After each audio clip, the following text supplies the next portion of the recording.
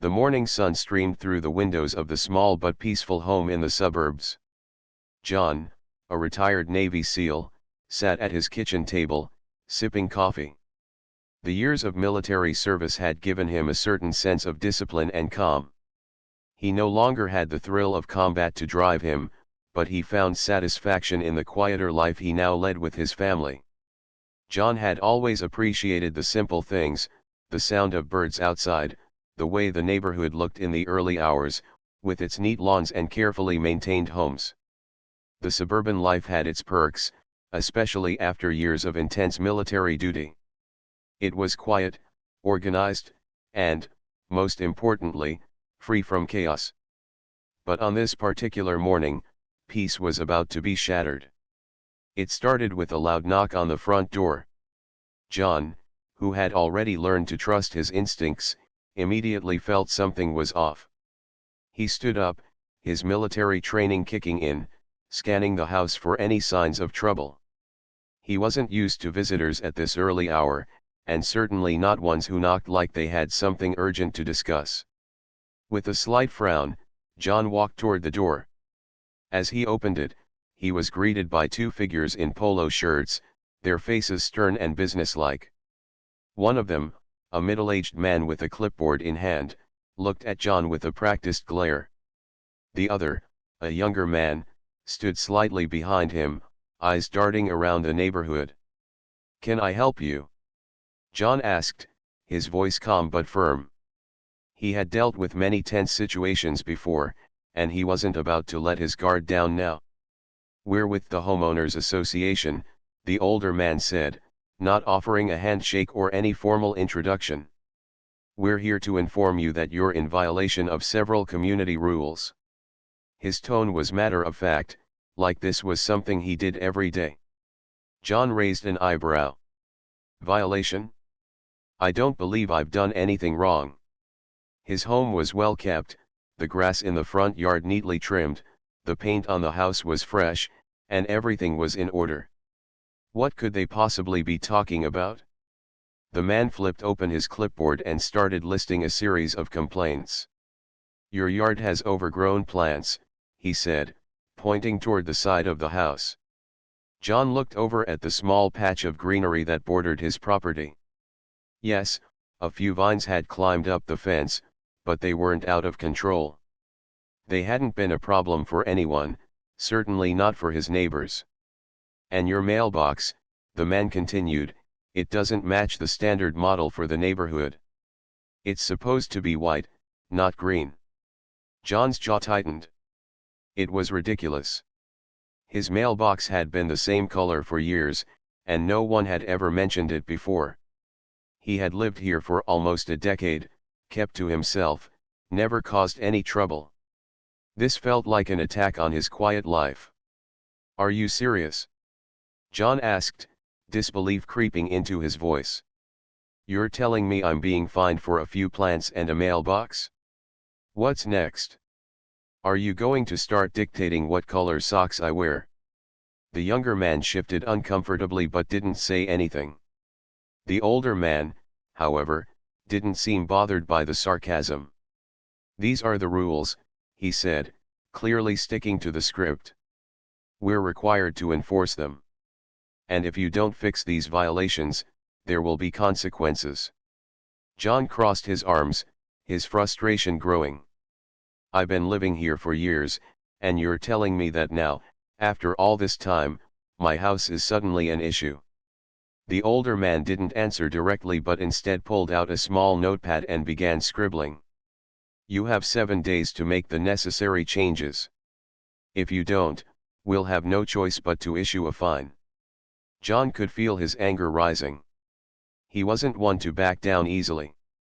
He had been through tougher situations than this, and the more the man talked, the more absurd the entire situation seemed. But what happened next took everything to a new level. Without warning, the older man stepped forward and shoved his shoulder into the door frame, forcing his way inside. "We'll need to inspect the yard," he said, as if this was standard procedure. John quickly stepped in front of him, blocking the doorway. "You're not coming in without a warrant." The man's eyes hardened. "This is your final warning, sir." John could see that the situation was quickly escalating from an inconvenience to something far more serious. His military training told him that this wasn't just about the plants or the mailbox anymore. The HOA had crossed a line. They were pushing too hard, trying to intimidate him into compliance. And that wasn't something he was going to tolerate. The older man didn't back off. "If you refuse to cooperate, we will have to take further action." John's mind raced. He had dealt with threats before, but never in his own home, not like this. He had been expecting a peaceful retirement, not a confrontation over trivialities. But he couldn't let these people walk all over him, not when they were being so unreasonable. "Get off my property," John said, his voice low but full of authority. "Now." The man hesitated for a moment, then motioned for his colleague to follow him. But before they could turn away, they added one final jab, "We'll be back. And next time, we'll bring more than just a clipboard." John watched them walk away, their figures disappearing down the sidewalk. His heart was pounding, not from fear, but from anger. He had faced enemies on the battlefield, but this was something different. These people weren't just trying to enforce rules, they were trying to make him feel small, to bend him to their will. As he stood in the doorway, staring after them, John knew something had to change. This wasn't just about a few plants or a mailbox. This was about standing up for himself, his family, and the life he had built. He reached for his phone, his mind already working on the next steps. This wasn't over. Not by a long shot. The next few days passed in a blur for John. He had hoped that after the HOA officers left, things would return to normal. But that wasn't the case. The visit had left him unsettled, his mind racing with thoughts of what had just happened. He kept replaying the conversation in his head, each word they had said, each move they had made. It didn't sit right with him. Something about it felt like more than just a simple misunderstanding. John had always prided himself on following the rules, especially after his years of military service. He knew the importance of structure and order, but this felt different. This wasn't about rules, it was about control. And he wasn't going to let anyone push him around in his own home, not without a fight. That afternoon, after returning home from running errands, John noticed something new, a bright red letter taped to his door. His stomach sank as he recognized the bold letters at the top of the paper: "Violation Notice." His hands clenched into fists as he read through the contents. It was exactly as the HOA officer had warned him, another violation, this time concerning his front yard. The notice claimed that his grass was too tall and that he had failed to trim his bushes properly. They were giving him another week to fix the problem or face fines. John could hardly believe it. The grass wasn't even long. He made sure to mow it regularly. The bushes were trimmed just fine. This was nothing more than a power play by the HOA. They weren't about keeping the neighborhood nice, they were trying to make him conform to their impossible standards. He stood there for a moment, the letter in his hand, trying to control his anger. His first instinct was to call them, to argue his case, but he knew that wouldn't solve anything. They were already set on making him the example. They wanted to show who was in charge. He took a deep breath and decided to act. John wasn't someone who backed down. He wasn't going to let a few rules and an overzealous HOA ruin his peace. His military training had taught him the value of patience and planning, and he was going to need both if he was going to deal with the situation properly. The next morning, John gathered some of his old military gear and put on his boots. He didn't plan on doing anything illegal or violent, but he needed to remind the HOA of something important: they had messed with the wrong person. He went out into his backyard and began making calls to some of his old Navy SEAL teammates. He knew that these men were more than just soldiers, they were brothers, loyal and dependable. And they weren't going to let him face this alone. After a few minutes, his phone rang. It was Mike, one of his closest friends from his Navy days. "Hey, John, what's going on?" Mike asked, his voice always full of energy. John exhaled, trying to remain calm. "Mike, I need your help. The HOA is at it again.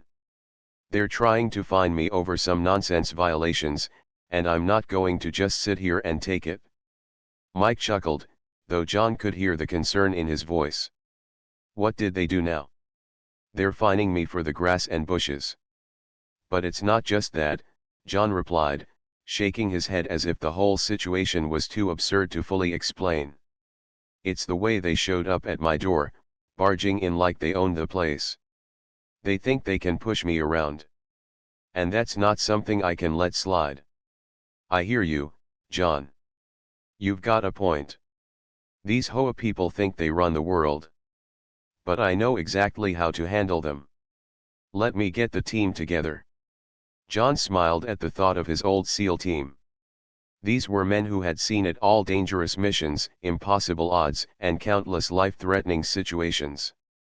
But what they had learned more than anything was the importance of loyalty and standing up for one another. By the time John had hung up, he had already made a few more calls. Within the hour, the group had rallied together.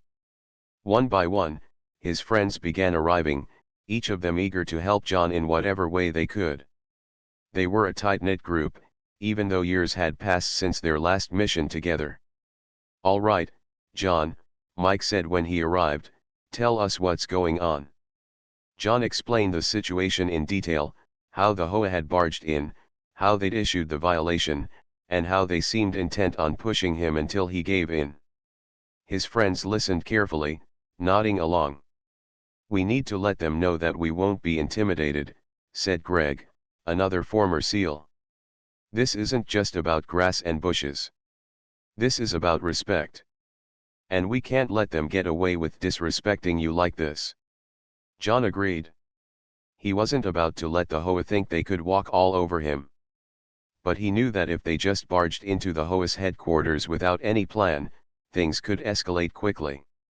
This needed to be handled with precision, like a military operation. The team quickly got to work. They devised a plan to visit the HOA headquarters and make a statement. They didn't need to do anything drastic, their presence alone would send a message. They wanted the HOA to understand that they couldn't bully people just because they held some power in the community. John's SEAL team would show them how real authority looked, and they'd do it without breaking any laws. The next day, as the team geared up, John felt a sense of calm wash over him. This was how he had been trained. No matter how intense things got, he knew how to stay composed. But that didn't mean he wasn't angry. He was angry for himself and for anyone else who had been mistreated by overzealous HOA members. It wasn't just about his house anymore. This was about standing up for what was right. His teammates gathered around him, their faces serious, but there was a spark of excitement in their eyes. They were ready. The mission was set. They had a job to do, and they weren't going to fail. Not on John's watch. John gave them one last look before they headed out. "Let's show them what happens when they mess with the wrong guy," he said. As they climbed into their vehicles, heading toward the HOA headquarters, John felt a surge of confidence. This wasn't just about protecting his home, it was about ensuring that no one else had to deal with this kind of treatment again. And if the HOA wanted to see what real power looked like, they were about to find out. John's mind was sharp as he sat in the front seat of his truck, staring at the road ahead. His former Navy SEAL team was on their way to the HOA headquarters, but even with his military background, he couldn't help but feel a little nervous. This wasn't a mission in some far-off country, this was his home, his neighborhood, and the people he was about to face weren't soldiers or criminals, they were just regular people. But they had made a mistake by targeting him. The plan was simple. They didn't want to start any unnecessary fights. No weapons, no intimidation. Just a message. John's team would approach the HOA office calmly, with the quiet confidence they had learned from years of military service. It wasn't about violence, it was about showing them that John wasn't alone and that he wasn't afraid to stand up for himself. John looked in the rearview mirror at the other trucks following behind him. Mike, Greg, and the others were in separate vehicles, driving just as confidently as he was.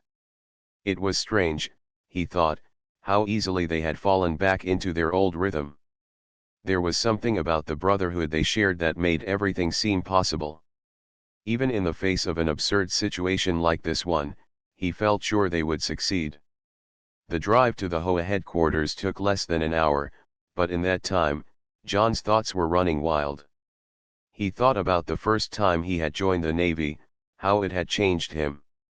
The discipline, the sacrifice, the bonds forged in the heat of battle.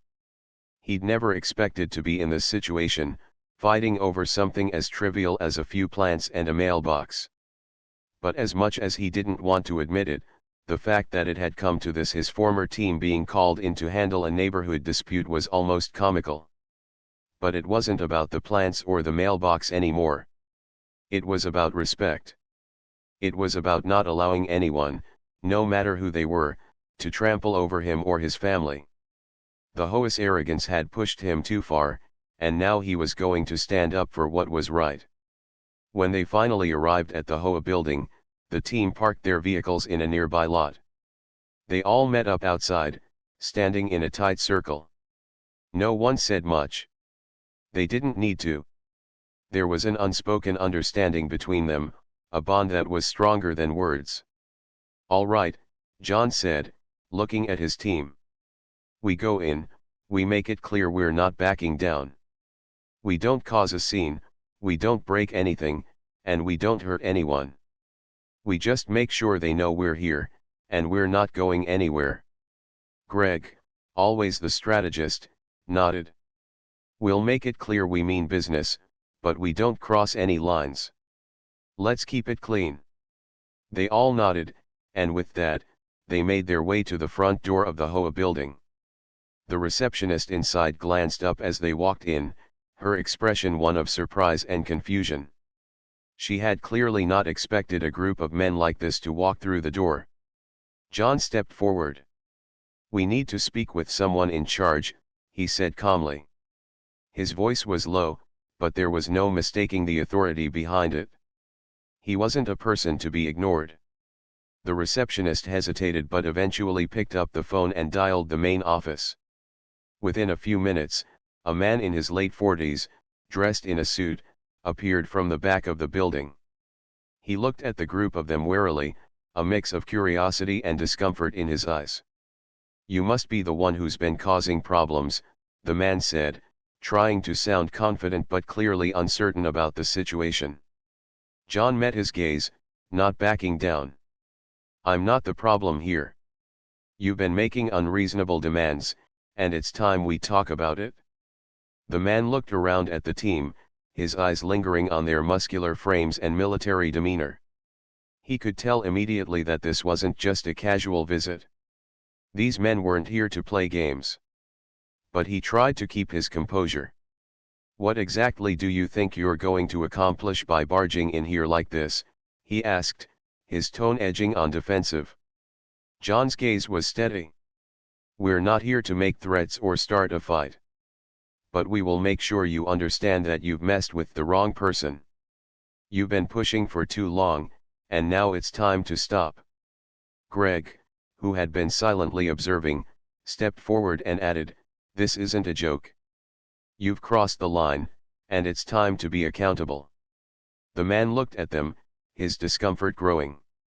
He shifted his weight, glancing nervously at the receptionist, who had now stepped back to watch the scene unfold.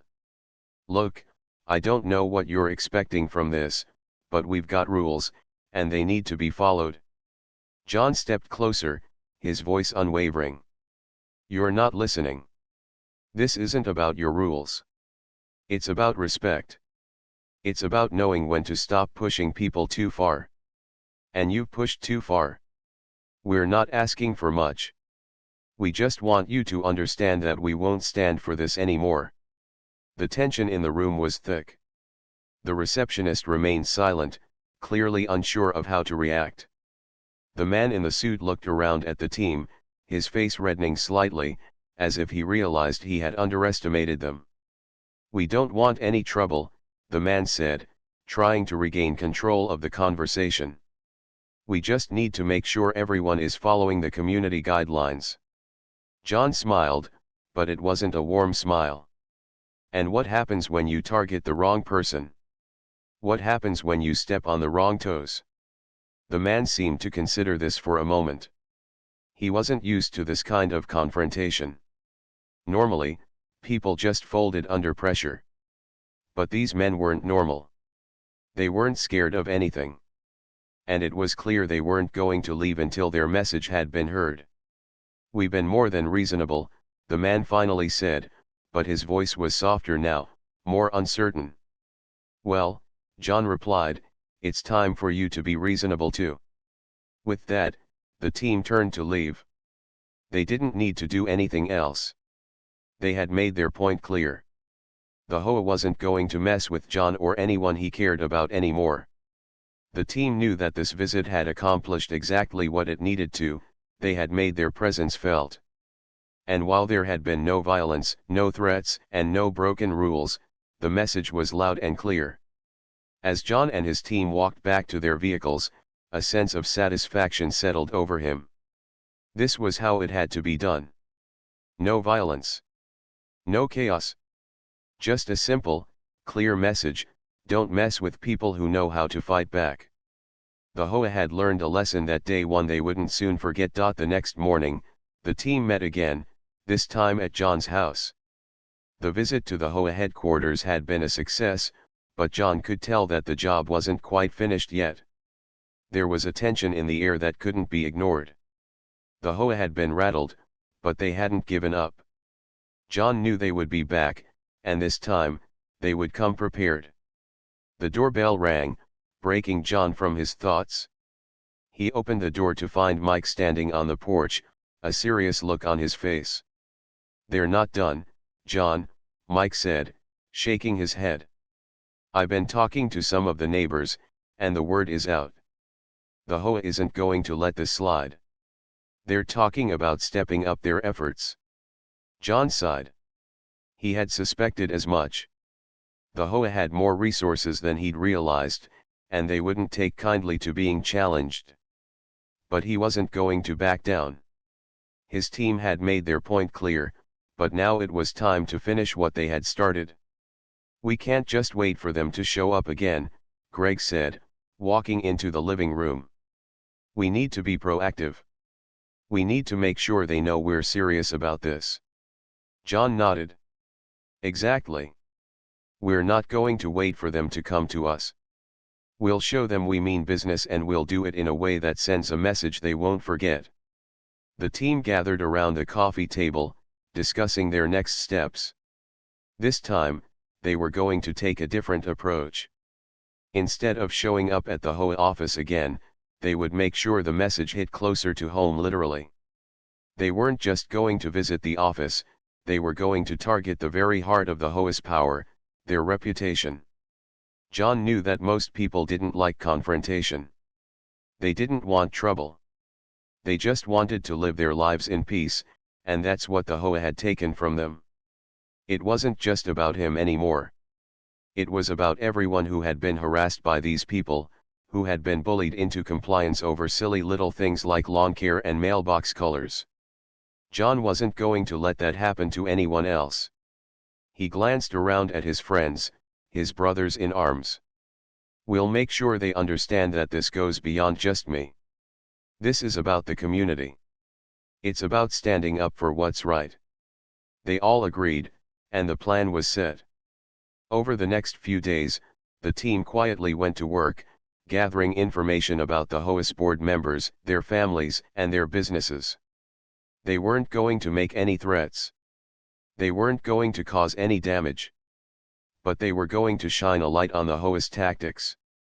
And sometimes, when the truth was exposed, it was far more powerful than any physical confrontation. Mike had a contact who worked at a local news station, and after a few calls, they managed to get the word out. The HOA's overbearing nature, Their constant targeting of residents, and their unreasonable demands would soon be known by everyone. It wasn't just about John anymore, it was about holding the HOA accountable for their actions. And that was something the community would understand.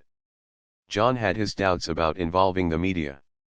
It wasn't the kind of attention he wanted, but he understood the power of public opinion. The HOA might have had control over the neighborhood's rules, but they didn't have control over the people's voices. And that's exactly what they were going to use. The team worked late into the night, crafting emails, gathering statements from neighbors who had been treated unfairly, and preparing a solid case. By the time they were done, they had a compelling story. They weren't making accusations. They were presenting facts. The HOA's actions weren't just annoying, they were harmful, and they needed to be addressed. John sat back in his chair, looking over the plan one last time. "This is it," he said quietly. "We've done everything we can. Now it's time to let the community decide." The next morning, the team stood together at John's house, watching as the local news truck pulled up to the curb. The reporter, a woman in her 30s with a camera crew in tow, stepped out and waved. John met her at the door. "Are you ready for this?" she asked, her voice calm but eager. "As ready as I'll ever be," John replied. He glanced back at his team, who were standing in the driveway, watching with quiet anticipation. "We're not here to cause trouble," John began, addressing the camera as it rolled. "We're here because the HOA has been harassing me and my neighbors. They've been fining people for the smallest of things that shouldn't even be an issue. And it's not just me. They've been doing this to a lot of people." The reporter nodded, taking notes as she listened. "Can you give us some examples?" John nodded. "Sure. There's a neighbor down the street, her grass was half an inch too long, and they fined her. Another neighbor had a small bush in his yard, and they told him it had to go. And they're not just targeting me. They're doing this to everyone who doesn't follow their every rule." The reporter raised an eyebrow. "That sounds like an awful lot of power for a group of people to have over something as simple as yard maintenance." John nodded again. "Exactly. And that's why we're here. The HOA thinks they can push everyone around, but we're standing up for what's right. We're not going to let them ruin the peace of this neighborhood." The interview continued for a while longer, with John and his team calmly explaining the situation. They weren't angry. They weren't yelling. They were just speaking the truth. And in the end, that was all they needed to do. By the time the news segment aired that evening, the story had spread like wildfire. People from all over the community called in to show their support, and others expressed their outrage at the HOA's actions. The story quickly gained traction online, with neighbors sharing it on social media, discussing it in local forums, and even sending it to local politicians. John had known that this was the right way to handle the situation. By exposing the HOA's tactics, they had shifted the power. No longer could the HOA hide behind their rules and regulations. Now, they had to answer to the people. The next day, the HOA sent John an official apology letter, retracting all fines and violations and promising to review their practices. It was a small victory, but it was a victory nonetheless. And for John, that was enough. He had stood up for what was right, not just for himself but for his neighbors, and he had won. As John sat down to relax in his living room that evening, he felt a sense of peace he hadn't felt in a long time. The situation had been resolved, and he had done it the right way. No violence, no threats, just the truth. And in the end, that was all that mattered. The morning after the news aired, John woke up to the familiar quiet of his home, but it felt different today. There was a sense of satisfaction, a weight lifted from his shoulders. For the first time in weeks, the tension that had been hanging in the air seemed to be dissolving. The community had spoken. The truth had been exposed, and the results were already starting to show. John took a deep breath as he sipped his coffee, looking out the window at the peaceful street in front of him. His yard, which had been the center of all the conflict, now seemed like just another part of the neighborhood. The mailbox, once an issue for the HOA, stood proudly, as if mocking the idea that something so small could cause such a stir. It wasn't over yet, though. John knew that the HOA wouldn't just back down quietly. Their pride had been bruised, and they weren't likely to accept defeat so easily. But for now, John was content to let things rest. His team had done their part. They had fought with dignity and strategy, and that was all that mattered. His phone buzzed, interrupting his thoughts. It was a message from Mike. The HOA reached out. "They want to meet with you." John's stomach tightened. He had expected this. The HOA, after all, couldn't let go of their pride that easily. But they weren't calling to apologize. They were calling to make sure they still had control. "What do you think?" John texted back, his fingers hovering over the keys. Mike's response came almost immediately, "They're probably looking for a way to save face. But we've made our point. I think it's worth listening to them, if only to see what they have to say." John stared at the message for a few moments before typing, "Okay. Let's hear them out." They agreed on a meeting time that afternoon.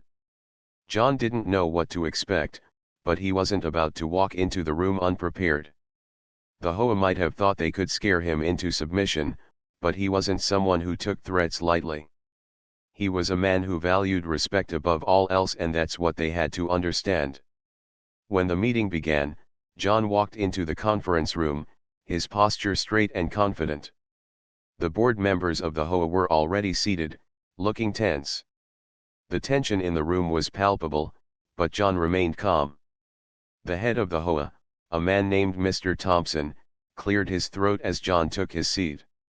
"Thank you for agreeing to meet with us," Mr. Thompson said, though his voice didn't sound particularly sincere. "We understand that the situation got out of hand." John nodded but didn't speak. He was letting Mr. Thompson take the lead, knowing the HOA was the one who needed to do the explaining. "We've reviewed the reports and the coverage," Mr. Thompson continued, "and we realize that maybe we weren't as clear as we should have been about our intentions. Our goal is to maintain the community's standards, but we may have overstepped in this case." John waited a moment before speaking. "It's not just about overstepping. It's about respecting the people in this neighborhood. It's about understanding that you don't have the right to push people around, to treat them like they don't matter. You might have been enforcing rules, but at what cost?" Mr. Thompson shifted uncomfortably in his seat, but he didn't interrupt. "I understand your frustration, John. And I'm here to assure you that we'll review our policies moving forward. We want to ensure that everyone in the community feels heard and respected. We don't want to create unnecessary conflict." John was silent for a moment, considering his next words carefully. He wasn't here to gloat. This wasn't a victory for him alone, it was a victory for everyone who had ever been bullied by an organization that thought they could dictate every part of their lives. It was about making a stand, not just for himself, but for his neighbors and the community as a whole. "I appreciate that you're willing to have this conversation," John said finally. "But this isn't just about me. This is about all the people you've affected with your rules, people who have been afraid to speak up, afraid to rock the boat.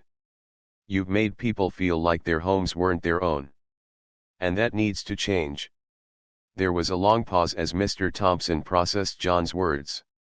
Then, he nodded slowly. "You're right. We've been too rigid. We've been too focused on enforcing every little detail without considering the impact it had on the people we were supposed to serve."